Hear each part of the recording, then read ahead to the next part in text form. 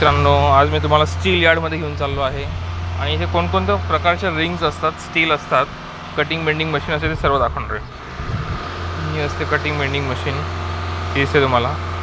याला मॅनड्रेल बोलतात, मॅनड्रेल. ओके, हे जसं तुम्ही स्टडी कराल IS कोड्सचा वगैरे तुम्हाला हे सगळं शिकायला मिळेल. आपण बघूया आता. ही एक रिंग आहे, याला आपण साईटवर समोसा रिंग बोलतो आणि टेक्निकल लँग्वेजमध्ये ट्रायंग्युलर रिंग बोलतो. ट्रायंग्युलर हे दोघं हुक आहे त्याचे. हे 10 टाइम्स D असतात. म्हणजे 10 टाइम्स D म्हणजे कसे, जो डायमीटर आहे या बाजूचा 10 mmचा असेल तर 10 × 10 100 mm याची लेंथ असली पाहिजे आणि याचीसुद्धा 10 टाइम्स D. ओके, ही झाली ट्रायंग्युलर रिंग. आता आपण बघूया रेक्टेंग्युलर रिंग बघूया आपण आता.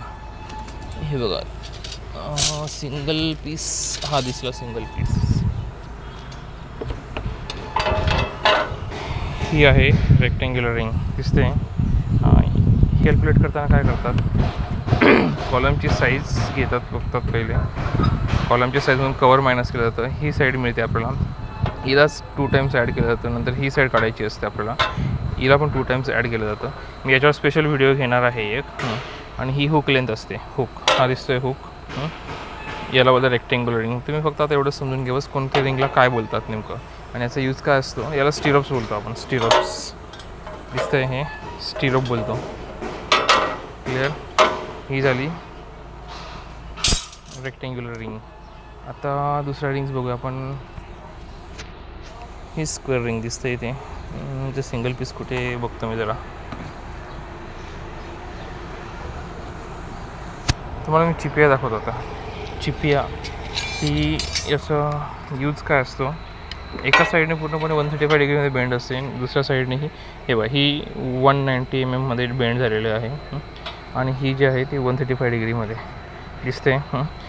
2 व्हर्टिकल बार्सला जागेवर ठेवण्यासाठी याचा यूज होतो, या चिपियाचा यूज होतो.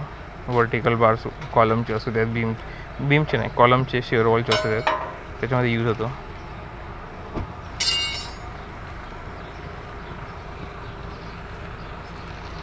हे सगळं स्टील यार्डमध्ये आमचं स्टील पडलेलं आहे. पडलेलं म्हणजे ते यूज होणार आहे पुढे. ओके, ही कटिंग मशीन आहे, दिसते तुम्हाला.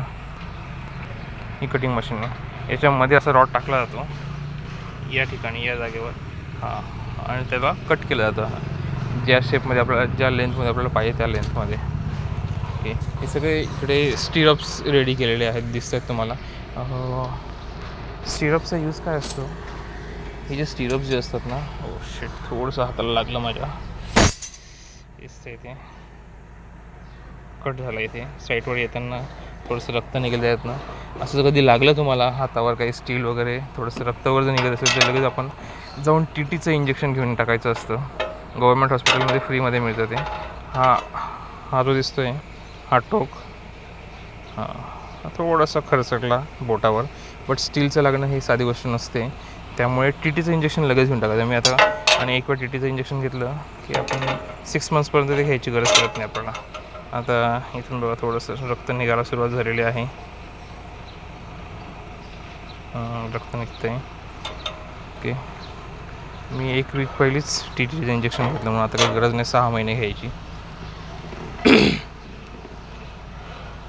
आता मी काय सांगतो तुम्हाला, हे स्टिरपचा यूज काय असतो नेमका. आपण कॉलम किंवा बीमवर, जेव्हा टेक्निकली स्टुडंट आहेत, टेक्निकल स्टुडंट, त्यांना SFD BMD नावाचे टॉपिक आहेत, बरोबर आहे. तर त्याच्यामध्ये SFDचं हे काय असतं, SFDचा मिनिंग असतो शिअर फोर्स. जेव्हा कॉलमवर जास्तीत जास्त शिअर फोर्स लागतो, त्याला जर काउंटरॅक्ट करायचं असेल आपल्याला, तर या स्टिरप आपल्याला जोडावं लागतात, लावावं लागतात ॲज पर कन्सल्टंट. त्यांनी जेवढे सांगितलं, जेवढ्या MMच्या लावायच्या त्या स्टिरपच्या, जेवढ्या साईजच्या लावायच्या आहेत त्या लावायच्या असतात, जेणेकरून शिअर फोर्स हा याला काउंटरॅक्ट करता आला पाहिजे. यासाठी आपण ह्या स्टिरप्स लावत असतो, त्याचा हाच मेन यूज आहे. हे सर्व बघा दिसतंय, ते सगळे स्टिरप्स बनवून ठेवलेले आहे तिकडे सर्व. चलो guys, bye bye, take care. तुम्हाला कोणता टॉपिक हवा असेल आणखी तर प्लीज मला कळवा. कोणत्या टॉपिकवर मी अजून लेक्चर घेऊ.